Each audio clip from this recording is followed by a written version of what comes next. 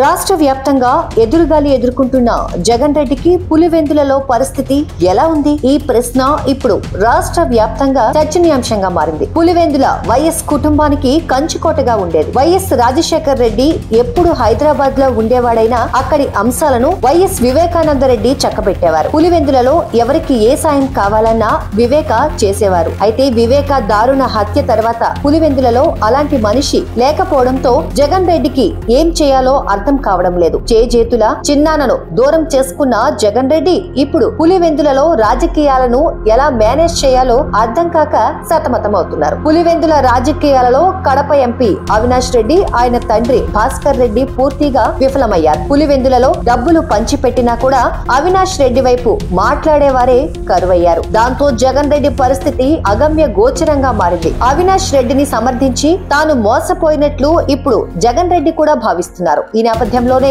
YS Jagan కు సన్నిహితుడిగా మెలిగిన కడప జిల్లాకు చెందిన ఓ నేత చేసిన వ్యాఖ్యలు ఇప్పుడు చర్చనీయాంశమయ్యాయి. జగన్ వ్యవహరిస్తున్న తీరు పట్ల ఆయన చాలా అసహనంతో ఉన్నారు. కడపకు చెందిన ఎమ్మెల్సీ సి రామచంద్రయ్య ఇటీవలి నెల రోజుల క్రితం వైసీపీ నుంచి టీడీపీలో చేరారు. వైసీపీ అప్రజాస్వామిక విధానాలు నచ్చకే పార్టీ సభ్యత్వానికి రాజీనామా చేసినట్టు లేఖలో ఆయన అప్పుడు పేర్కొన్నారు. జగన్ రెడ్డి పార్టీలో కొన్ని నెలలుగా చాలా ఇబ్బంది పడుతున్నానని ఆయన చెప్పారు. రాష్ట్రంలో ఏం జరుగుతుందో జగన్ తెలుసుకోవాలని సూచించారు. సలహాదారులు జగన్ కు ప్రజాభిప్రాయాలను కరెక్ట్ గా చెబితే బాగుంటుందని ఎమ్మెల్సీ సి రామచంద్రయ్య వ్యాఖ్యలు చేశారు. అయితే తాజాగా రాజ్యసభ ఎన్నికలు ఉన్నందున పార్టీలు మారిన ఎమ్మెల్యేలు ఎమ్మెల్సీల పట్ల వైసీపీ కఠినంగా వ్యవహరిస్తోంది. పార్టీ మారిన ఎమ్మెల్యేలు ఎమ్మెల్సీలకు అసెంబ్లీ స్పీకర్ నోటీసులు ఇచ్చి విచారణకు హాజరు కావాలని ఆదేశించగా దీనిపై ఎమ్మెల్సీ సి రామచంద్రయ్య ఆగ్రహం వ్యక్తం చేశారు. పార్టీ ముఖ్యమంత్రి ఒక్కడిదే కాదు కదా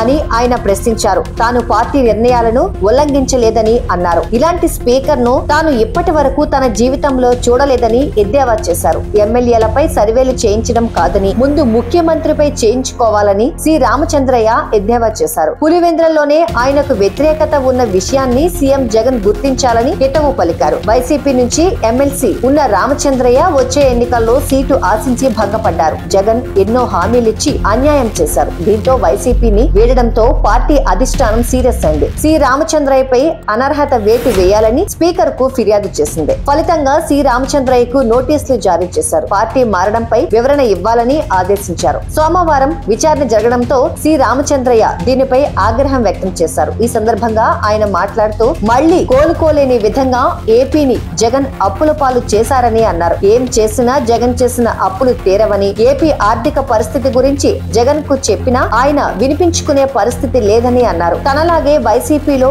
ఇంకా ఎంతో మంది అసమ్మతి నేతలు ఉన్నారని అన్నారు. సమయానుకూలంగా వారు కూడా బయటకు వస్తారని చెప్పారు. పులివెందులలో కూడా జగన్ కు దెబ్బ తగలడం ఖాయమని సి రామచంద్రయ్య విశ్వాసం వ్యక్తం చేశారు. ప్రజాస్వామ్యానికి వ్యతిరేకంగా వైసీపీ పాలన ఉందని తాను వైసీపీ నుంచి బయటకు వచ్చేశానని అన్నారు. దానిని నిబంధనలకు అనుగుణంగా ఆమోదించాలే కానీ మనసులో ఏదో పెట్టుకుని ఇప్పుడు నోటీస్ ఇవ్వడం కరెక్ట్ కాదని అన్నారు. దీనిపై తాను హైకోర్టులోనే తేల్చుకుంటానని ఛాలెంజ్ చేశారు. స్పీకర్ రాజకీయ పార్టీల సభలకు హాజరు కావడం, అక్కడే రాజకీయాల గురించి మాట్లాడటం ఎప్పుడూ చూడలేదని విమర్శించారు. ఆయనపై కూడా కోర్టుకు వెళ్లి తేల్చుకుంటామని అన్నారు. మళ్లీ జగన్ సీఎం అయితే రాష్ట్రంలో అరాచక రాక్షస పాలన తప్పదని అన్నారు.